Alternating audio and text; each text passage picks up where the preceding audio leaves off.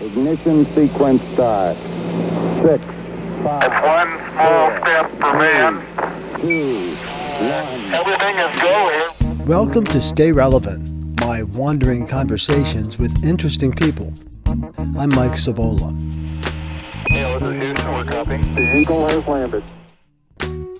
My guest today is Wayne Barbin, a producer-director who moved from the Washington, D.C. market to New York City. Thanks for joining me, Wayne. Thank you. I appreciate the opportunity. And you've made the jump. I mean, you're from D.C., or you worked a while in D.C., you were at Discovery, you did a lot of high-profile series and shows and things, and you decided to come to New York. And I guess taking what you can get, that side of it is kind of part of that whole equation, I'm thinking. Yeah, I mean, I didn't get to New York. I didn't move to New York till I just moved about a year ago, a little over a year ago, like 13 months. And I knew, because I came without any work, and I knew it was a risk, and that was part of the fun of it. And I did. I took the first gig I got, which sounded actually right up my alley. But it was a grind, and it paid not very well. And that's not so, those two things aren't so unusual in what we do. But it became like 14, 16-hour days. And it was the first thing, it was actually a long-term freelance gig. It was the first freelance job I ever had to actually, or had to, in quotes, quit, because it was eating me up. It was too much. And that's when I realized, you know what, I'm getting a little older. I love this job, but, and it's freelance, so the beauty is you can leave. But it was a little bit psychologically disconcerting to actually have to leave a project. So I left them in good standing, and I kind of got them a little bit ahead in what I was doing, and I diplomatically said, you know what, I think I have to go. You know, it's odd, but that was my first gig in New York. Well, you know, that's kind of funny. I was reading something last night, Lorne Michaels, about, you know, SNL's 40th anniversary, and he's talking about how working with the young, fresh talent, and all they want to do is concentrate on the show. The show is their entire life. It's because they're young, and that's their focus. He says, as you get older, you have these other things. You have, you know, you've got your life in the way. You've got your family, you know. And I think I've found the same thing. So I'm wondering how that. It sounds like that's kind of a hurdle that maybe you have to get over somewhat. Yeah, I mean, for me, my life always has been my work, and so it. And now, like, literally, I'll be 50 like in a month, and at that time, like a year ago, you know, or whatever, I just turned 49. It took partly that gig to make me realize, you know what, I do have other priorities, and I cannot be living in New York and not working. So I'm so fortunate to have this gig, but it's the first time I had to also realize that, you know what, you're also dealing with your health. Like, you're not 20 and you're not 30. And I was losing weight. I wasn't eating. I was like, you know what, this whole thing about making my career, my life, was great in my 20s and 30s and maybe early 40s, but it was self-preservation. And so it was as much as, whether it's my hobbies, my family, you know, whatever's going on in my life, that's sacrifice, but also, like, it was kind of starting to kill me. And so, yeah, so that was almost more of as much a psychological hurdle as a physical hurdle.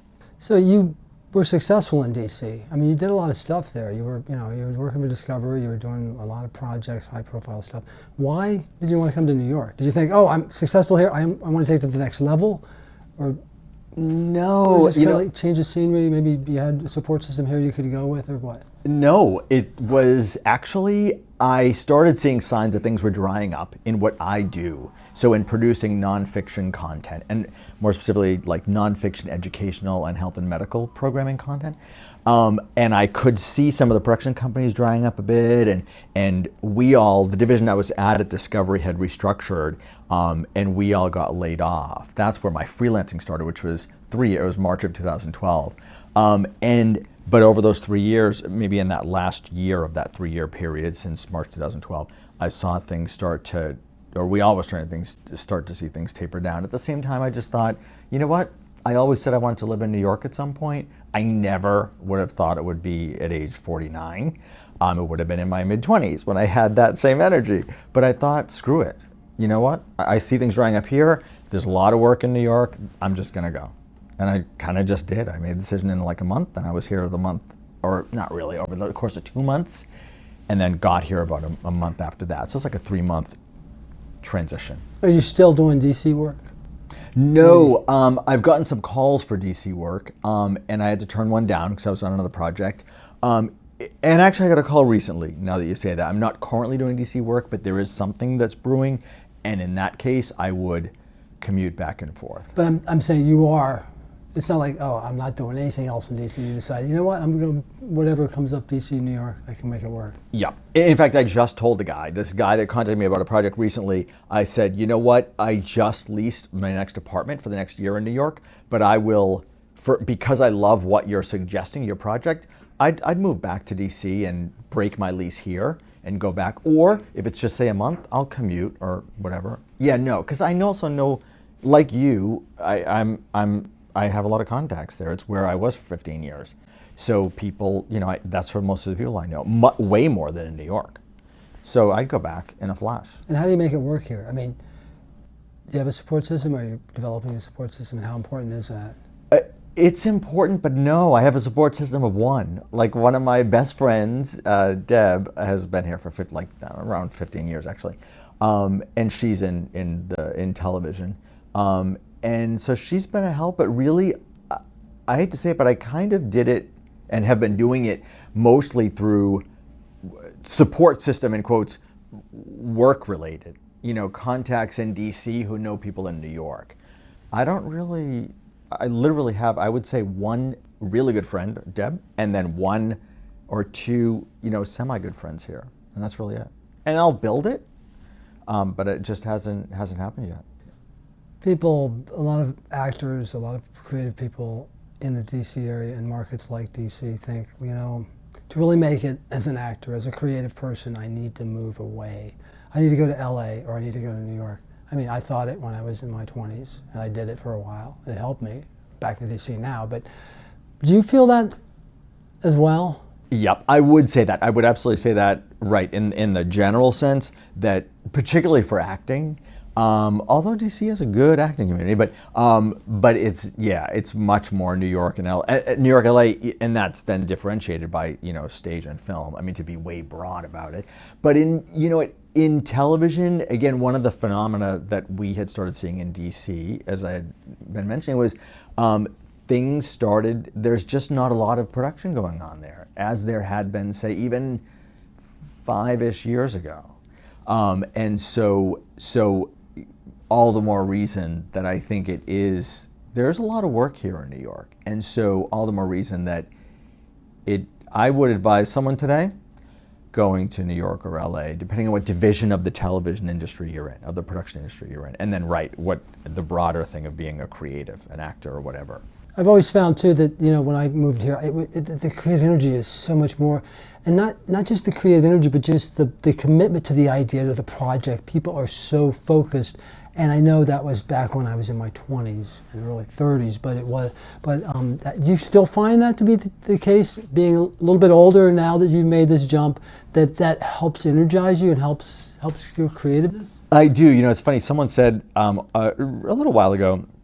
And I forget who, I think it was my brother, who said, New York can either give you energy or it can sap your energy.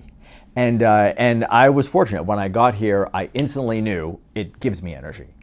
But the other part of that, the other thing that your questions made me think about was that, it also, what you're energized by too, is I cannot go a day without, literally a day, on the subway, or in a Starbucks, just the Starbucks I was just in, or on the street, hearing someone talking about, oh yeah, that person's producing that show, or someone practicing lines, or reading, it's such the industry here, that alone, if you're a creative, would energize you. Either that, or it would disappoint you or make you very despondent, thinking there's no room. Right. But if that's if that's the case, you don't belong here. I'm thinking. That's true. I don't know. There's competition. You're right, or it could make you discouraged. You're right. But it's a big city, so there's a lot of room. So how do you stay relevant then? I mean, what is relevance in your mind? How do we stay relevant in this industry? I mean, Well, what I have been or not even thinking, what I've been seeing. So in my 3 years of freelancing since Discovery, because I was there for a while. It really has become. This kind of just evolved where I will look at opportunities or contacts or things on job boards, wherever they are. I now look at who needs content that I'm passionate about. Who, like in my case, again, education or health or medical stuff. Not which production companies are hiring or which networks are hiring. So I would say that the number one thing that I realized was, especially since getting to New York, is completely, as long as you're completely platform agnostic, you don't care where that stuff ends up, you're relevant, because we know the platforms of today are not television, they're mobile. And so if you look at what content you love, what genre you love most, so I know I love health and medicine. In education, so that's all I care about. Where the thing that I'm producing is gonna go, I don't really care. And you kind of touch on a good point there with that it's all about storytelling. If you can tell a good story, however you want to couch that, storytelling is the crux of it. No matter what you do in life, if you can tell a good story, that's what it's all about. I'm thinking, and that's. Yeah, and that's huge, and you hear that, and we all like think about that, but when you experience otherwise, so like what I'm thinking is when I've experienced otherwise because I've done some work in marketing agencies, and I didn't know, because I thought they hired me as a producer/project manager, and it was interesting work. But it took me a few months to realize, what am I missing? What am I not liking about this? And it finally hit me. I mean, I feel kind of stupid admitting it. It took me a few months, but it was that I wasn't telling any one story. I was really doing, kind of marketing slash. Managing. Yeah, project managing, marketing, and internal messaging. The fact that it was internal, I was educating people, but it was more corporate and inside. I wasn't educating people and the public.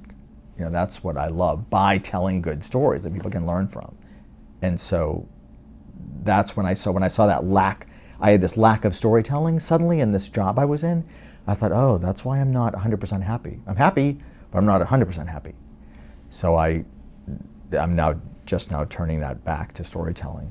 So if you could go back 20 years or whatever, 30 or 25, 15, however many years, and you had a chance to come to New York, would you do it differently? Would you jump ship, come earlier? Or do you think it makes a difference? I know it's a big what if, but... No, I smile because it's a fascinating thing to think about, because my instant answer is absolutely. I would have come here 25 years ago. And what stopped you? I mean... just circumstance, maybe you got an opportunity there and just sort of grew into something. I never thought about that, but my gut reaction to that question is that what stopped me was, and I hate to admit this, but stability. I had stability at Discovery. I had stability prior to Discovery at another show I was at, and I was at another show before that for a year or two. And I just, you get into these things where you're in a job and you coast along and you're doing well and you're making good money, and 401k, or like, again, if you're on staff or whatever, and everything's good and you're happy. But, it's that whole thing about, you also don't want to become complacent.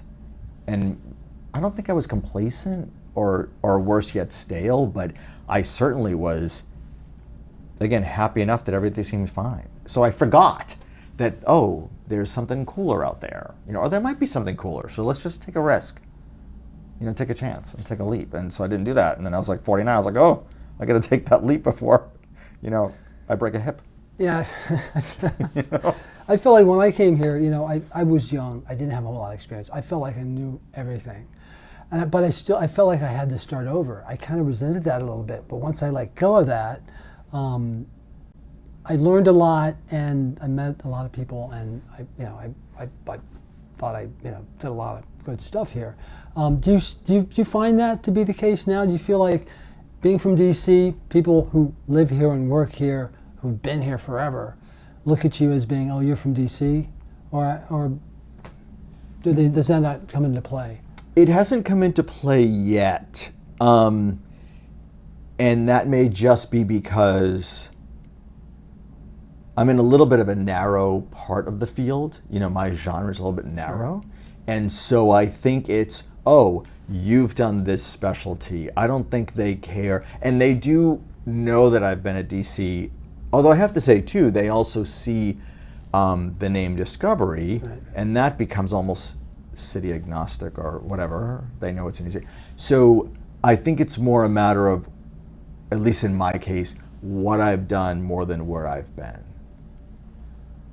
But it is interesting, I know we were talking about this earlier, but if you think of yourself as a New York producer, or you are a New York producer, that seems to carry some weight still. I have not necessarily seen that yet, but in people I talk to, in other cities in our industry, they're like, we want to bring in a producer from New York or LA.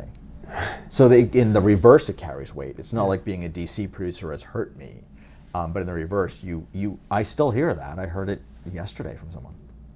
What if you had somebody's asking you what to do? I mean, what advice would you have for somebody who wanted, maybe a young person starting out, thinking, I'm thinking about going to New York. I don't know anybody. What should I do?